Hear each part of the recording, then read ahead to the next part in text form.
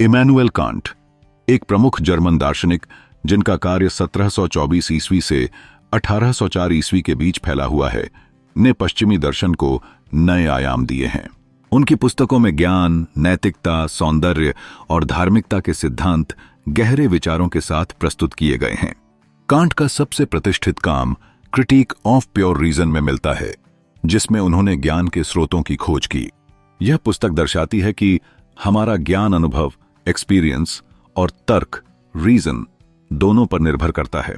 Can't ने प्रागनुभविक जानकारी और अनुभवजन्य जानकारी के बीच भेद करते हुए अपनी सोच को स्पष्ट किया। उनके अनुसार हम वस्तुओं को केवल अपने अनुभवों के माध्यम से जानते हैं और यह हमारे परिज्ञान को प्रभावित करता है। उन्होंने यह भी बताया कि कैसे हमारी धारणा, परसेप्शन और समझ, अंडरस्टैंडिंग, बाहरी दुनिया की वास्तविकता को प्रभावित कर सकती है।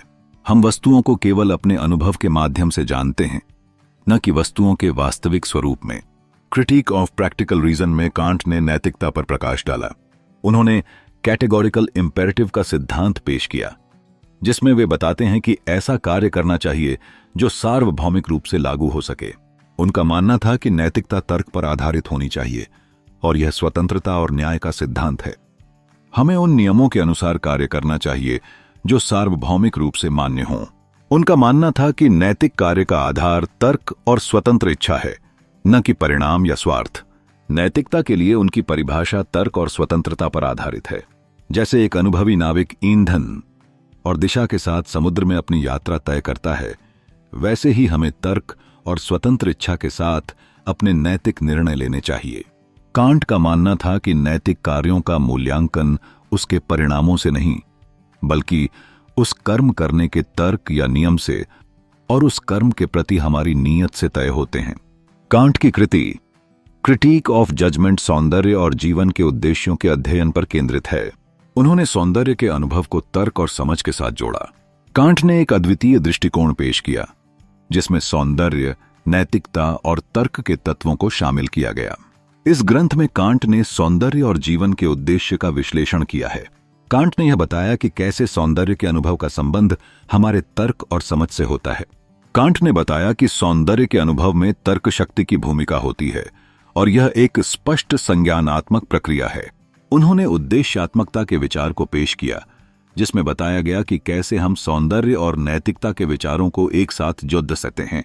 इसी प्रकार ground work of the metaphysics of morals में उन्होंने नैतिकता के मूलभूत सिद्धांतों को परिभाषित किया। यहां नैतिकता का आधार व्यक्ति के विवेक और तर्क पर आधारित होता है। इस पुस्तक में कांट ने नैतिकता के मूलभूत सिद्धांतों का अध्ययन किया है। उन्होंने न्याय, मानवता और स्वतंत्रता के सिद्धांतों को परिभाषित किया। कांट का तर्क है कि नैतिकता का मूल तर्क बुद्धि है और यह व्यक्ति के विवेक पर निर्भर करती है। इस कृति में कांट ने नैतिकता के बुनियादी सिद्धांतों को स्थापित किया। उन्होंने प्रतिष्ठित नैतिक कानूनों का प्रस्ताव दिया और बताया कि स्वतंत्र इच्छा ही नैतिकता का आधार है। यह काम उनके नैतिकता के सिद्धांत को सैद्धांतिक रूप में स्पष्ट करने का प्रयास है। Religion within the boundaries of mere reason में कांट ने धर्म और दर्शन के संबंध पर महत्वपूर्ण विचार दिए। इस पुस्तक में कांट ने धार्मिकता के साथ दर्शन के संबंध की चर्चा की। उन्होंने तर्क किया कि धर्म का उद्देश्य नैतिकता को बढ़ावा देना है और यह तर्क के दायरे में रहकर समझा जाना चाहिए। कांट के अनुसार धर्म का उद्देश्य नैतिकता को बढ़ावा देना है और यह तर्क बुद्धि के दायरे में रहकर समझा जाना चाहिए। इस पुस्तक में कांट ने धर्म और तर्क के बीच संतुलन स्थापित करने का प्रयास किया।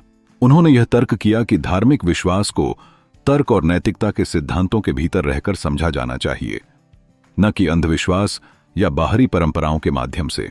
उनके अनुसार धार्मिकता का उद्देश्य नैतिकता को बढ़ावा देना है और इसे तर्क के दायरे में समझा जाना चाहिए। कांट ने तर्क और धार्मिक विश्वासों के बीच संतुलन स्थापित करने का प्रयास किया और यह स्पष्ट किया कि धार्मिकता अंधविश्वास या बाहरी परंपराओं के माध्यम से नहीं, बल्कि नैतिकता और तर्क के सिद्धांतों से जुड़ी होनी चाहिए। इस प्रकार कांट के विचारों ने आधुनिक दार्शनिकता, नैतिकता और विज्ञान की धाराओं को प्रभावित किया है और उनके सिद्धांत आज भी अध्ययन और चर्चा के विषय हैं। कांट के विचारों ने न केवल आधुनिक दार्शनिकता और नैतिकता पर गहरा प्रभाव डाला है, बल्कि उनका अध्ययन आज भी ज्ञान और नैतिकता के स्रोतों को समझने में सहायक है। उनकी कृतियों ने चिंतन और संवाद को नया दिशा दिया है। कांट की सोच का महत्व आज भी उत्तेजक विचारों और बहसों को जन्म देता है, जिससे उनकी कृतियों की प्रासंगिकता बनी हुई है।